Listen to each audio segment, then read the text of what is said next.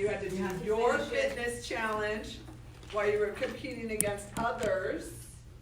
And so then you had to move forward and pass the baton to the next person once you completed your challenge, and then they had to do their challenge.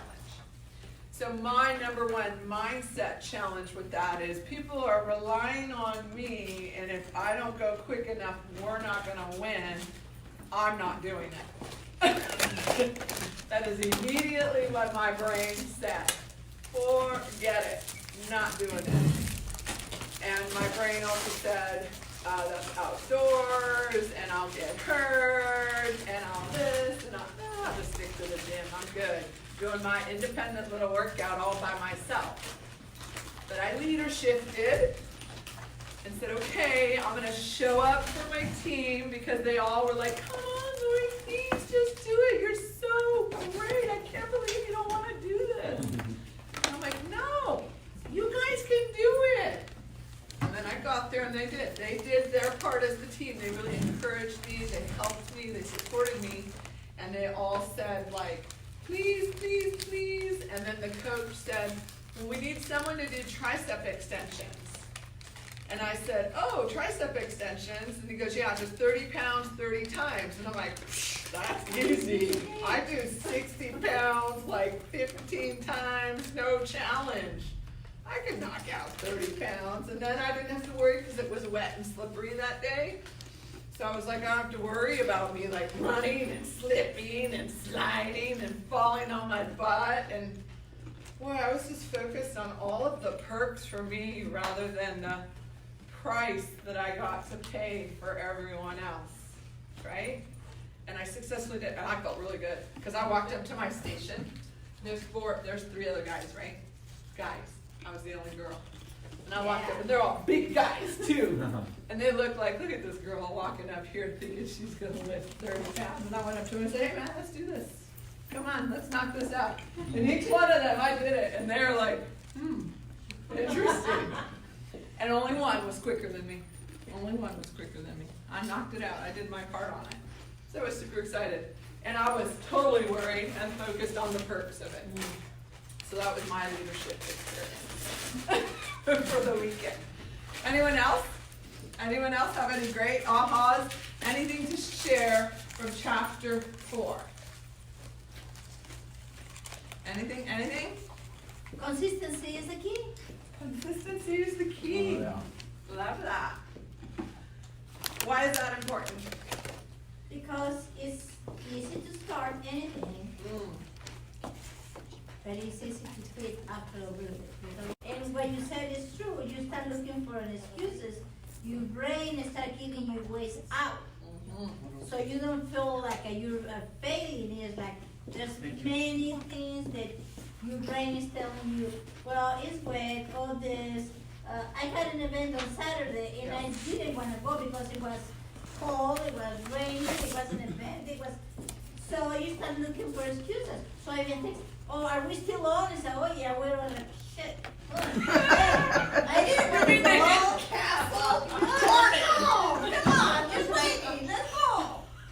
Let's cancel this crap. No, you start thinking, and it's like, no, it's not canceled, and we're still on. And okay, I'll be there. Because you Not with bells on. I'm just showing up. Yeah, and so you just have to just start thinking in a different way, because it's always easy to start something and to quit. Oh, yeah. It's hard to continue doing it even when it's difficult. Yes, 100%. 100%, right? To show up and do it, right? And be focused on the price that you've got to pay rather than the perks, right? The perks. Perks to price, that's what we're talking And about. the price was just priceless because I was the only vendor there. If I would have been there, those soldiers would have had nothing. It was nothing else. Oh. It was so unorganized. It was. I was the only person there. Nobody said 3 words to the soldiers like a thank you. Yes. This is your present. The presents for Santa it was nothing like ours. Yes.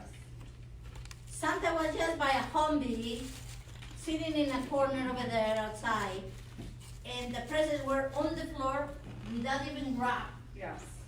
And it was just like, okay, next, whatever. Yes. Yeah, so that I brought them some prizes and gifts. That was the only thing was there, so Yeah. it was so much worth it. Yeah. But I didn't want to go. That's exactly it though, right? You get so blessed when you push through the hard stuff to hit the results, right? It's such a blessing. Thank you. Thank you for sharing. Strength and growth come through continuous effort and struggle. Napoleon Hill. So why do you want to become a better leader? Anyone?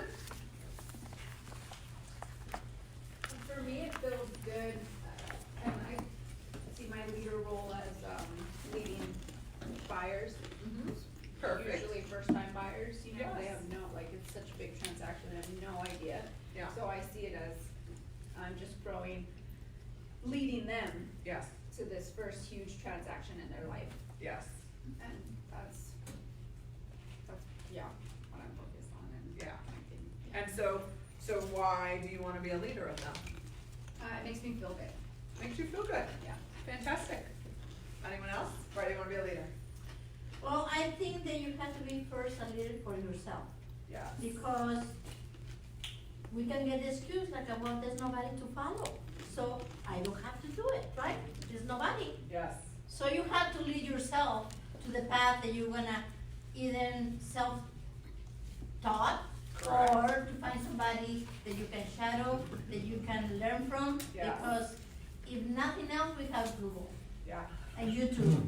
So we have no excuses, but we have to lead ourselves to that path, otherwise we just have excuses. So why do you want to be the leader of yourself? Because I don't wanna be in the back. Okay. And then She miss- doesn't want to be in the back. Yeah, That's I- great. I don't wanna be in the back like, oh, crying, you want nobody help me. Nobody help me. Her. That's fantastic, right? You don't want to be reliant on anyone else. You got that right. Oh, boy, that's a challenging place to be too, isn't it? Anyone else? Why do you want to be a leader? So someone tell me, what motivates you to be a leader? What motivates you to want to lead?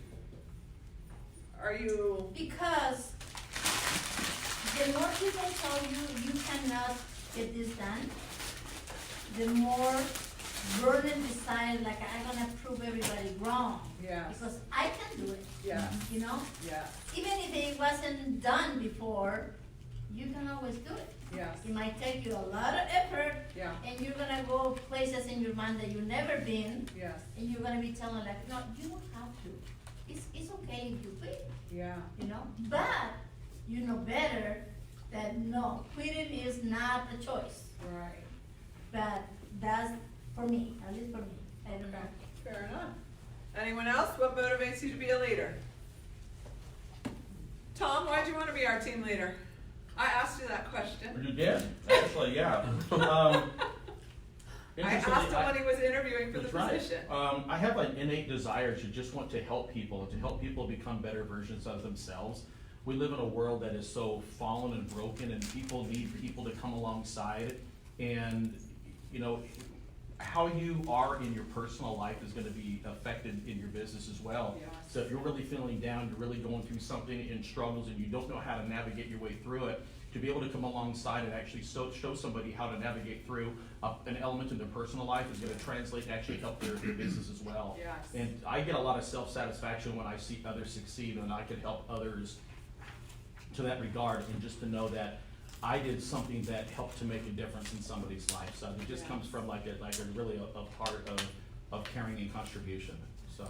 So what I heard was that you, like Amy, you just feel really good, right? That's the motivation to you. Like you just feel really good when you see someone succeed, right? And you've been the vessel to help them do that, Yeah. right? Thank you, that's beautiful.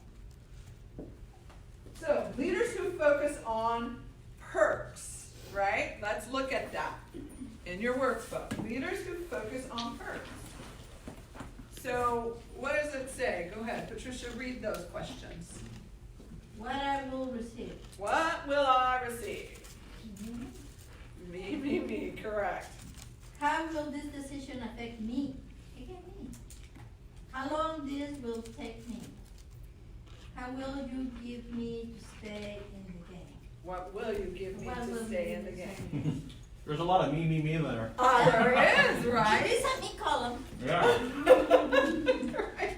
And I'll be really honest, when I first got into leadership, like, when my son, he started Cub Scouts, like, I kind of like, if you're familiar with Cub Scouts or Girl Scouts at all, like, when you come in, you're either a leader or you're not, right? And so I was like, oh, well, I'll just lead so that way I can control the meetings.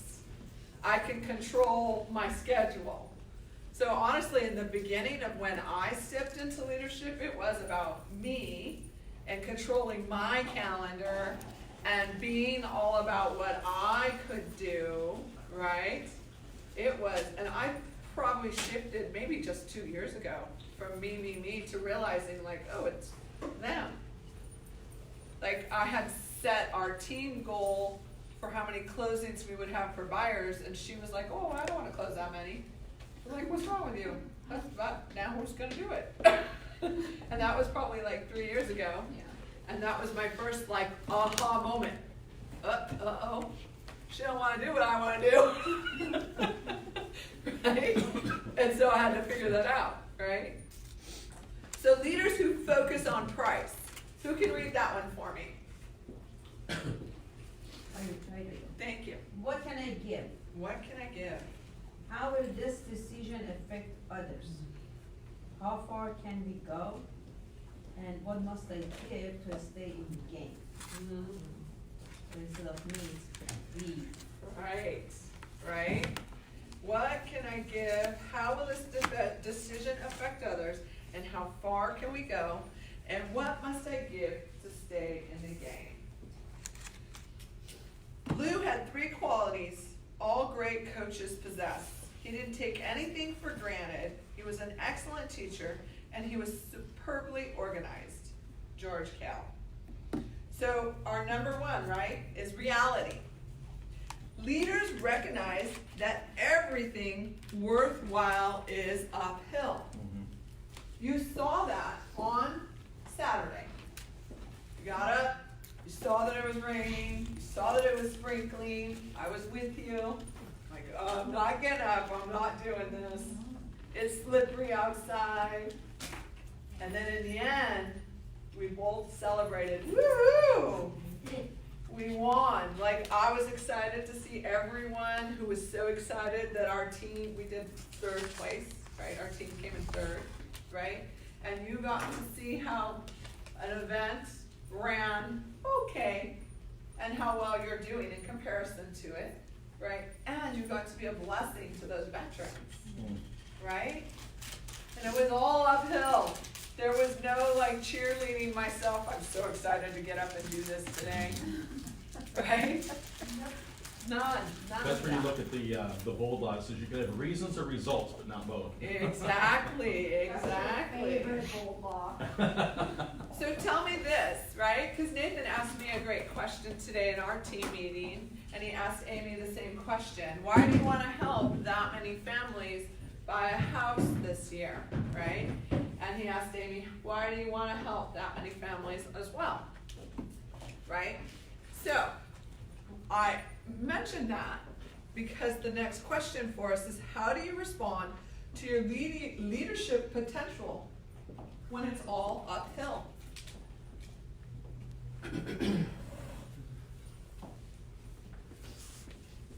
I put on there, keep pressing on. This is where you check your motivation and need accountability, an encourager, a mentor, a coach, someone to help keep you moving when the hill seems too steep to climb. Right? I'm listening to a new book that I was so upset because my coach suggested it. And I started listening to the book and I thought, this is BS. why he told me to keep this is like, has nothing to do with me, what I'm gonna learn from it. But I thought, okay, I'm not gonna stop, I already paid for the book, so I'm gonna listen to it. So, the first 2 chapters were just like, okay, whatever, paying to listen to it. But, in the book, it hit me a phrase yesterday when I was driving to the band that it said, motivation, it takes you so long. You need mental toughness because motivation goes when everybody closes the door. Right. So once all the cheerleading and all the beautiful, the motivation goes with it. Yeah. So it's up to you either you're motivated or not. You have to be mental tough to pull through it because motivation sometimes is not enough to get you through it. So then I challenge and encourage you to think of it this way. As we lead a team, when you get tired and the motivation's all gone, it's exactly what he said, right? You need an encourager, you need a cheerleader, you need someone who's gonna come alongside you and remind you, hey, this is why we're doing this. This is how we're doing it, right? You need that. And we have a team. Because Aim and I said point blank today, man, when it gets really tough and we're going uphill, we both sit down and take a break. And sometimes we dwell a little longer there than we need to be. Right? I think that's a good thing too to keep in mind with our clients, because I know Amy said the other week that she always does listing or buyers consultations where she goes over, and I always tell people, like whether we're at Starbucks or whatever, you know, when it's easy and we're talking about what we want and everything, you know, it's our job to remember that, because there is always a point, well not always, but almost always a point in the transaction where everybody's ready to just throw and just be like, I'm out, you know? And it's our job to kind of remind them why they're doing what they're doing, all the things that when they were calm and not like stressed out and were super rational, during that meeting you kind of say, hey, remember when we were having Starbucks 2 months ago, and like this is why you're doing revisiting motivation, right? Yeah. And so it's I think it's our job too, as leaders of that transaction, you know, or that process, whatever you want to call it, is to keep them motivated. Remember why, because their motivation does run out a lot of times. Especially if the biggest one is the sellers who are buying. Yes. That is so difficult because you could have somebody on both sides of you, right? Like, you know, and you're in the middle, and sometimes they feel like, hey, this person's getting the better end of it, and this person, and I'm stuck in the middle, you know. Like, I think it's important to remind those people why they're doing what they're doing. I love what John Maxwell said, right? He said that they bought land, we're gonna build a church, right? Thought they were gonna do all of that and develop it, and what did he say? 4 years. 4 years. Yes. And it ended up being how long? 13. 13 years. And how over budget? Yeah, a lot. How do you push through that? Right? How do you do it? And yet it still happened. Right? And then you reflect on it and you go like, oh, okay. What could have I done differently? Bring people around you who have the skill set to help you. And so that's when you've created a community, right? A real community. Well, that part of the book was the guy that was in the not concentration camp, the Hanoi Hilton, the prisoner of war from Vietnam. That subtle nuance of like being optimistic and being having faith that the end result is going to work out, and him to say like the people that died were the people that were optimistic because they weren't aware of their current reality and they were always kind of hoping for something to get better. And that was like, I don't know, that was a different way of, because everyone always says, oh, you need to be more optimistic, and you know, and sometimes I don't think that is the right, like according to him, you know, his attitude was, you need to have faith over the long run, but you need to be grounded in the reality of what's happening right now. You need to map it out. Right. right? You need to. You can't just be optimistic that everything's gonna work out, because Well, you could, like those guys said, they died of a broken heart because they just never got released.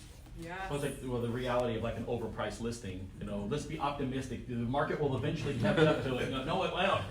You know, so it's a matter of, you know, coming to, putting it in perspective for them. Correct. In the grips of reality, we can be positive all we want, but this is the reality of what the market's doing, and it's, Correct. yeah, overpriced listing just is not good, Correct, so.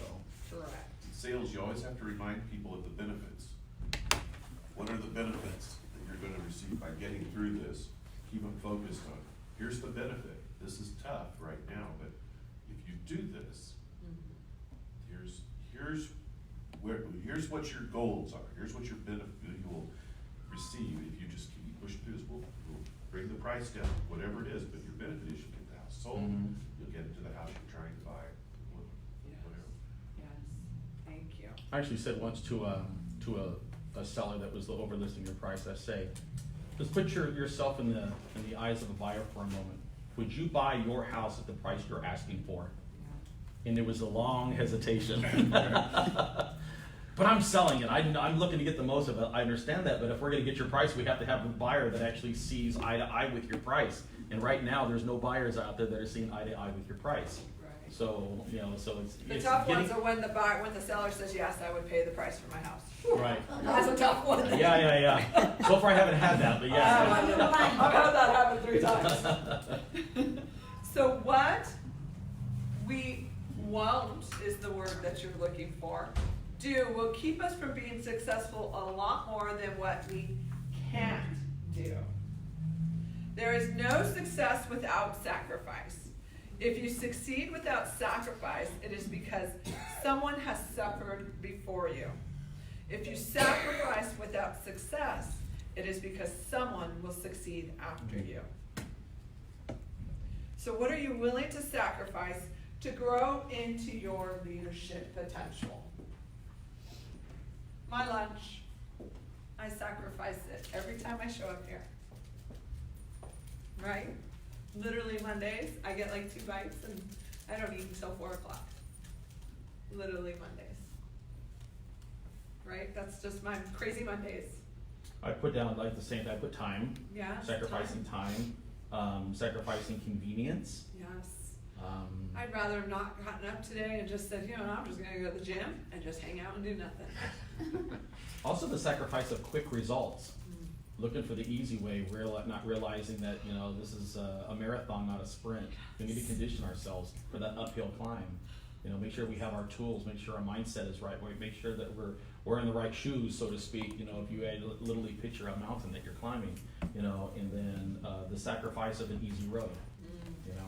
Yes. Yeah.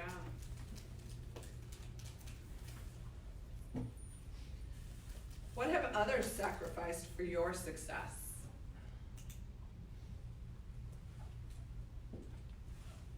I think this is tough, this question, because sometimes we get arrogant, like, I'm doing it all myself, and it's not true, you know? When somebody succeeds, it's because there's somebody down the road that help you somehow to get there, but when you are like, no, I done it, I helped myself, I did all this, and then you forgot there was people in your way that help you and cheer you up. Yes. So I think that recognize that other people sacrifice for you is hard. Yeah.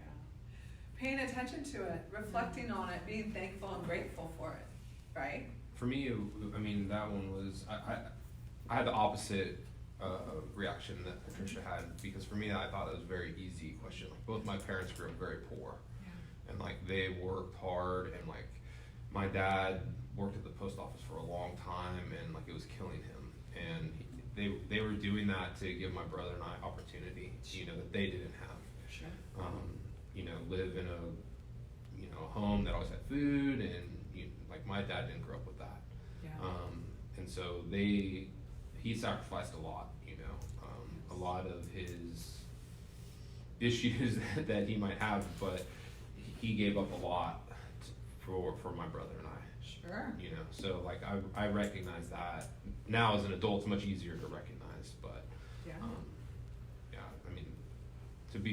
I mean we're all very lucky to be in this like pocket of the world, you know, Yes. and to be born here under whatever circumstances we all came from. Like we're all very blessed and lucky. So Very much so. to know that my dad really made from like literally dirt poor, nothing, to where he is now is like a huge sacrifice that he made. 100%. People sacrifice, right? My husband sacrifices time with me, right? He doesn't get my time Saturday and Sunday, right? Because I'm out helping buyers and sellers, right? My kids don't have their traditional Saturday and Sunday with us, you know? It's the same thing for you guys, same exact thing, you know? So you have to manage that, and you have to recognize it, and then you have to schedule that so that you don't lose that. And be grateful that they're willing to sacrifice that, right? Be grateful. Right? Because that's not easy. Retain faith that you will prevail in the end, regardless of the difficulties, and at the same time confront the most brutal facts of your current reality, whatever they might be. Jim Collins.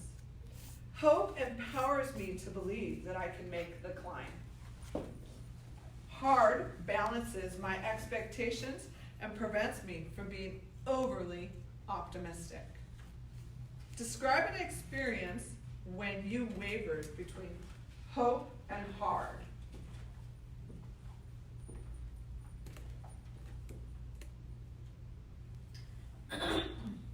When I was in Mexico and I chose to leave the company without my parents, I had 2 full-time jobs in Mexico, and I dislocated my shoulder. And they gave me a medical leave 15 days. So even though I have a shift stick car, I drove 56 hours to come here. With a broken shoulder. Yes, in excruciating pain. So I had hope that I was gonna accomplish something, but it was really hard. Oh, I could imagine. Yeah. That pain, Yeah. right? But it just gave me just like, I just had to get there. Thank you. Because that is, you remember that I do. when you feel discouraged. Yeah. Hold on to that. That's why you did it, right?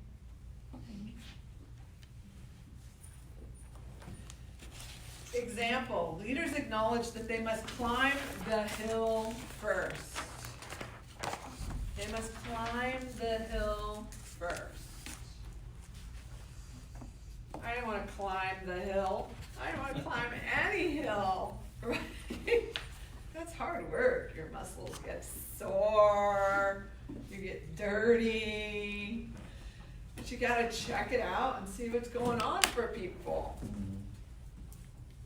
And once you get up there, boy. Leaders see things before other people do, and they see more than other people do.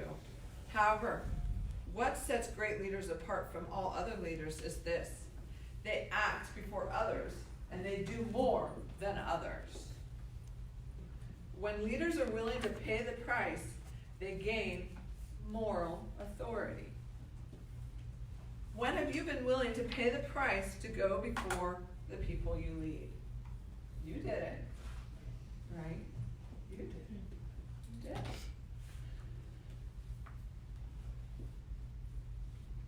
Three before and more characteristics.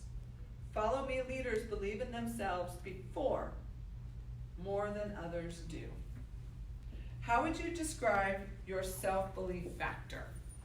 Do you believe in yourself?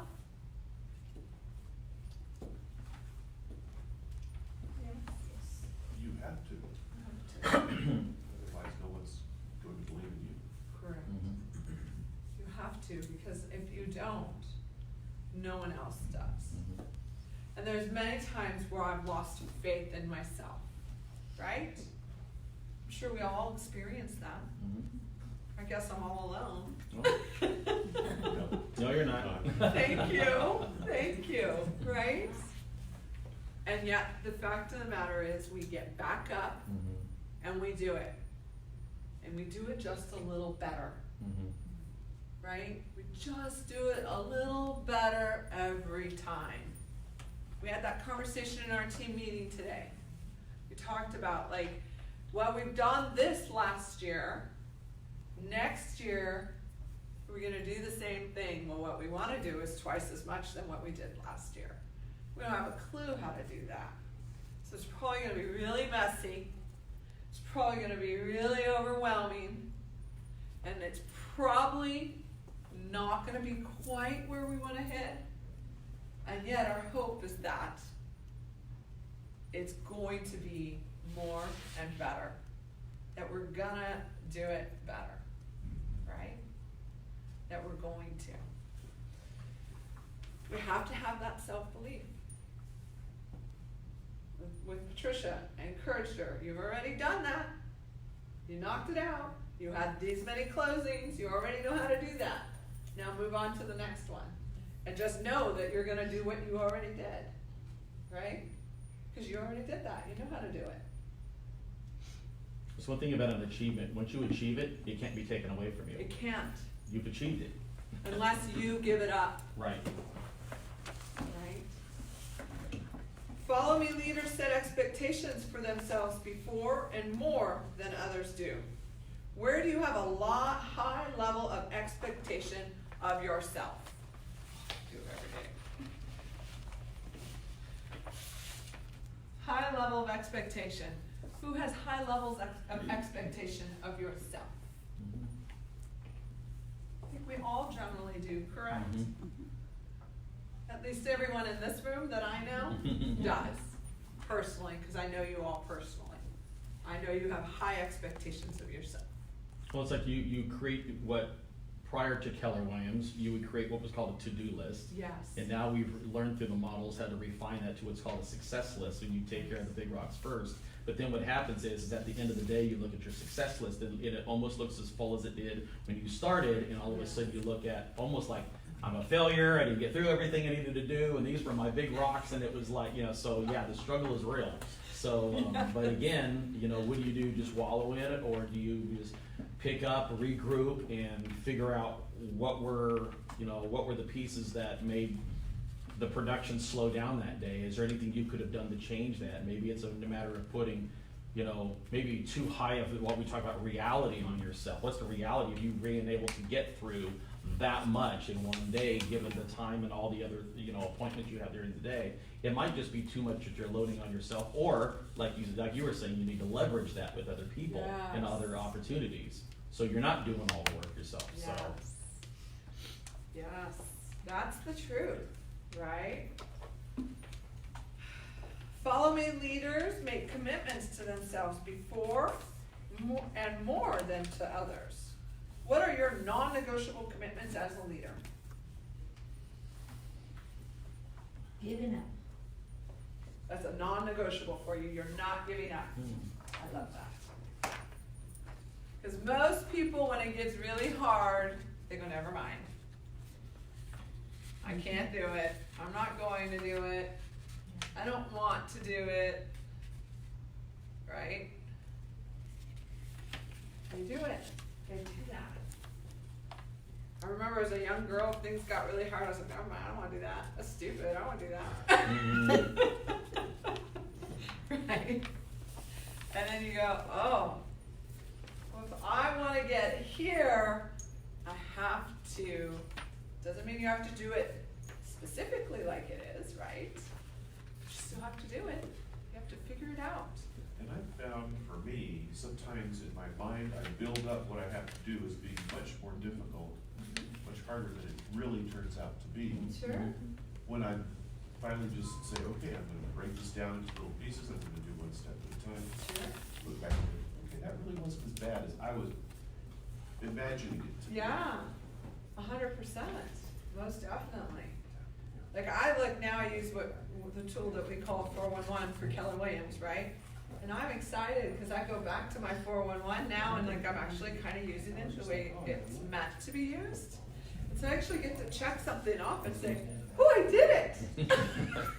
And how did that make you feel? Oh, you do not know how excited it made me feel. And today we did our first team 411. Nice. Right? And that was exciting because like we all talked about it as a team and we put our one things on it. And now next week when we go and meet again, we'll check off the thing. Did we do it like we were supposed to? Right? We'll find out. Consistency. Leaders understand they never get to stop climbing. Oh, I want a break. Can I have a break? Right? The signature of mediocrity is chronic inconsistency. Jim Collins. I can tell you I personally struggle with that. I personally struggle with that. My coach will call me out on it. She'll say, do you want to be mediocre this week? And I'm like, that is mean. I do not pay you $1,000 a month for you to say mean things to me. You are only supposed to say nice things to me. And it's the truth, right? The signature of mediocrity is chronic inconsistency, right? It is the most challenging thing when things get really busy and you have a lot to do, then you drop the ball somewhere. And you drop the ball, and you drop the ball, and you become inconsistent, right? And I'm always working towards putting the right tools in place so that I don't drop my balls. And I need the ones around me to help me to not drop those balls, right? It's challenging. How do you guys do it? How do you stay consistent? One day at a time. One day at a time, right? One day at a Well, time. I think in following the model, block timing, Yeah, put it on your calendar yeah, and put what your non-negotiables are on your calendar yes. as it relates to your business. And even those things that are not in your business, you know, if there's things that are non-negotiable that have to be done every day, whether it's your exercise time or your reading, your prayer time or anything, it's just to block time that in creates a level of consistency, because after a while you're gonna realize it's like second nature to you now, where now you don't have to be reminded, but it's nice to, like, I got that one, but like you said, it's a check mark that I was able to accomplish something that was on my success list for the day. Yes. So, I show up every day. Yeah. That's what I do. Just forces me to work, right? right. Just forces me to, right? You get the text message from the client, forces you to work, right? So I'm like kind of really inconsistent still, very honest, right? Still kind of inconsistent, but I show up. Like right now, I'm just showing up. And one of my fitness coaches challenged me beyond that, right? Just said, stop just showing up. Now set your intention, Lori. Set your intention for the day. Great, you're showing up. What's your intention for the day? And I was like, oh, I just want to just show up. And just do what everyone else wants me to do. I don't want to set an intention for today, right? What is your intention for the day? Not what does everyone else want you to do. What is your intention for today? Where is one area where you need to be more consistent in your leadership? Consistency provides security for others. If I don't show up and do the work, guess what happens? We don't get any properties. We don't get any properties. I don't get any closings. I don't get any closings. I don't get any income. And then my team doesn't get paid. Then they don't work for free. So I have to do the work. Mm-hmm. Are there any areas where your intentions and actions don't meet? Nathan reminds me all the time. Our goals and your intentions are not the same. They're not aligned yet. He's good at seeing that, And he's good at holding me to the accountability of that. Now I have to learn to not push back on it. I have to receive it and move it forward. Consistency establishes your reputation. Consistency keeps you in the leadership game. What are you doing each day to stay on top of your game? Anyone doing something every day to stay on top of their game? My 411, What's that? my 411, Your 411? You're doing it every day? I look at it every day now. Good. That's great. That's fantastic. I look at mine every day You've too. been texting that you've been doing it, so I'm like, all right, that means I gotta do it too. I get excited now to look at my 411. I didn't even care about my 411. I just did it because they said all the top agents did it. Now I'm excited, like, oh, I'm supposed to look, what do I gotta do today? Let me look at my 411. Oh, those are the things I have to do today. And then I just add my success list to it, right? Which is all the tasks that need to be done. I call them the promises I've made to people. Oh, you're coming into town on the 28th. Like it goes on my success list so that I follow up with that person to make sure that I have an intentional time with them while they're here, right? Those things go on that checklist of stuff to do so that I don't forget the promises I made to people. Trying to figure it out, that's all I'm doing. Consistency compounds. Discuss the career of Cal Ripken Jr. What'd you guys hear about Cal Ripken? Anyone? He made the Hall of Fame because of his consistency. Surpassed Lou Gehrig. He showed up, like you said, every day. He showed up. Yeah. And I think he was intentional too. Yeah. I don't think he just showed up and said, maybe I'll get lucky, right? He said, this is what I'm gonna do today. And he did it. He was intentional, purposeful with it. Yes. Right? Generally, people that do show up have that intention anyway. Sure. That's just their nature, but the fact they're actually following through, because a lot of people, they have that intention, but they never actually do it. Yes. Cause you get caught up in everyone else's needs. You're a pleaser, you wanna help everyone, you wanna make them happy. So you lose your intention, right? Easy to do. He said that he wasn't a superstar. He said that there's great talent in the league and that he did have talent, but his, advantage is that he knew the game. He showed up every day ready to play. And so it wasn't that he was just always the best, because he wasn't, but he just always was consistently good. Fantastic. It's just showing up, being intentional about the day, doing the work, and doing the work. So how can you apply what he did to your life and business? Instill it in yourself. And, well, for me, what I got from that story is his father instilled it to him, told him, you show up. So he was taught to do that, and he was consistent with it. So people that are not taught that, some people are not in all reality. So we have to kind of instill it in ourselves. That's where I struggle. So, We all struggle, yeah. thank you. We all do. Practice is not amazing, studying is not amazing, showing up is not amazing, working hard is not amazing, asking questions is not amazing, changing is not amazing, trying is not amazing, failing is really not amazing, trying again is not amazing. They are the price you must pay every day to reach your potential. If you pay that price and do it consistently, the final result will be amazing. Goes back to that layered learning in the last chapter. It's just the experience Yes. of all of those bullet points. was just working on her growth plan, right?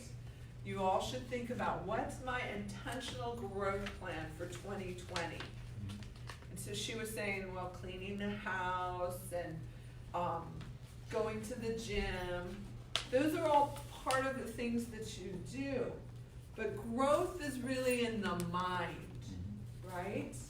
It's how do I expand my mind to have the layered lessons to become the person I want to intend to be at the end. And so if you're struggling with that, then go out 10 years and 20 years and 30 years and go, where do I want to be? And look at that and then work your way back from that. Does that make sense?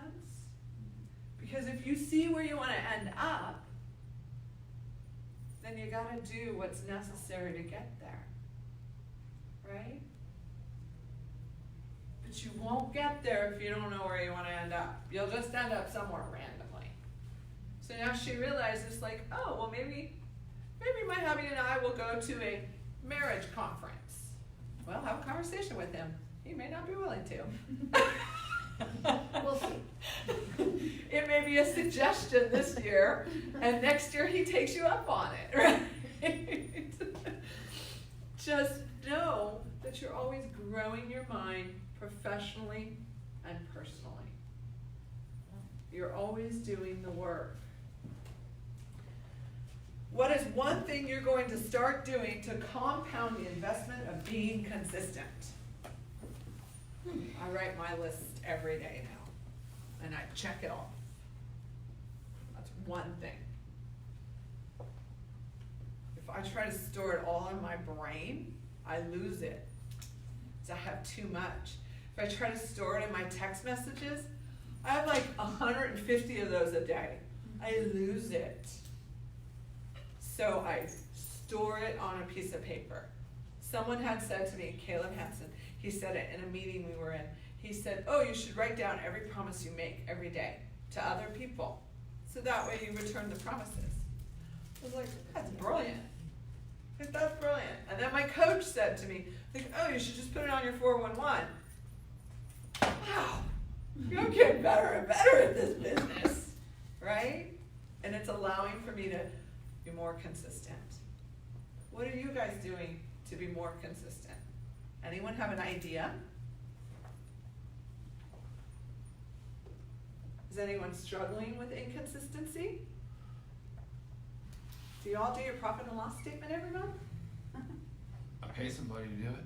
Fantastic, it gets done, right? Do you review it every month? I do. Fantastic, because you paid for it. Those numbers come from you. Right? The one thing that I did this year, even though I really didn't want to, is I joined back on with the ALC because I knew Tom would help keep me in line. Yes. And I felt like if I didn't do that, that I had a potential to drift into even further inconsistency. And so, you know, when I knew I didn't want to do it is when I kind of knew that I probably needed to do it. Thank you. Tom, did you hear that accountability? in your Absolutely, yeah. And he's you done it. show Like, up for him, huh? and he's already been willing to do it and meet with me and go over the stuff. So I do appreciate that. And, You're that's, showing up, Tom. That's great. Thank you for doing that. so Absolutely. it's you know, it's kind of getting me back on track. Great. Every one of you, I encourage you today to think about the areas that you're inconsistent, right? And say, what can I do to strengthen it just a little more? Just think about it. Write it down. Be really real. Feel it. I know my memory was my number one. And my memory was, I have too much in my brain, so I have to write it down. I can't rely on text messages. I can't rely on email replies. Like you see that, right? You wait, okay, I send an email, when they reply, then you follow up again. That's inconsistent. Because what if they don't reply to you? What if That they would didn't break get your your cycle. email in the first place? And then you're Right. like, shoot, termites today. Because no one checked in and followed up and it was all on you, right? So writing it down. Writing it down. big for me. I don't know about you guys, but it's big for me. It's making me The be a dullest better pencil person. is sharper than the sharpest mind. Thank you. Say that again. The dullest pencil is sharper than the sharpest mind. That's right. That's I great. love That's that. great. I love that. So when my waitress doesn't write down my order, I get really irritated. Yeah, seriously, that's right. Food That's is right. gonna be wrong. Like, why not just write it down? They're trying to impress us with their memory. Yeah. You know, should half the time say it's that to exactly- them when they don't write it down. That's Okay. true. That's true. Any questions? Any ahas that you'd like to share right now? Anything we didn't cover that you would like to be covered right now? Here's your chance. You know, being in sales for over 30 years, one thing I learned, it took a lot of years to learn this, talking about focusing on yourself versus focusing on others. Other people can tell very easily if you're focused on yourself, Mhm. and they will remove themselves from you, whether it be a buyer, a team member, your family, whatever. If you're Yes. just focused on yourself, you may not see it, because I know it took me a long time to recognize that. Right. And I still struggle with that sometimes, you know, it comes and goes maybe, but I have to always remind myself, I'm here to help them. Whatever it is that I'm selling, I'm trying to benefit them, not to benefit me, because they're gonna see that, they're gonna be able to see through that. Yes. And you can't lead people that way. Right. You sure can't sell people that way. Right. We thank you. We just recently had, a buyer, we're closing down now, right? We just recently had a buyer who bought a house without us. And, they came up to me this weekend and they apologized. And they said, oh, it was because of this reason and this reason that they went ahead. And I was okay, like, I was thankful for the apology, right? But I didn't feel like it was necessary. Because what I saw in it was, we didn't follow up enough. We didn't have enough value yet for that person to feel like they needed to include us. Because here's the reality, we cost money when people use us, right? So you need to show up and you need to bring the value, right? And so that's the reality of it, you know, with regards to it. Make sure that you become invaluable. That they go, you know what, I cannot do this without that person. That I need to have that.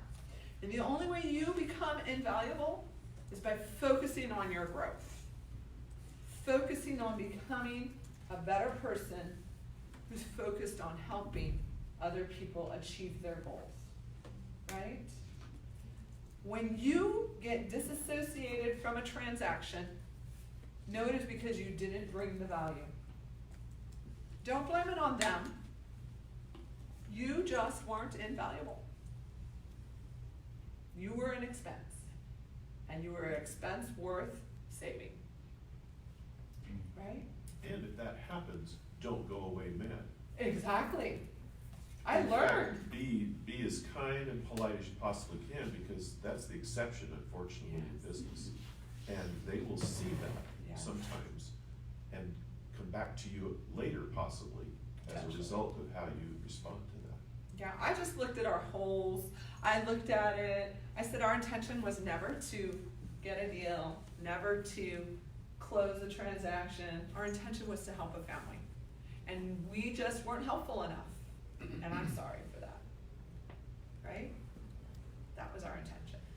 Because nobody cares how much you know until they know you care. Mhm. So investing more. Investing more. Chapter 5 is our next chapter. We are off for the next 2 weeks. Why? Christmas. A holiday. Enjoy it. Be with your family.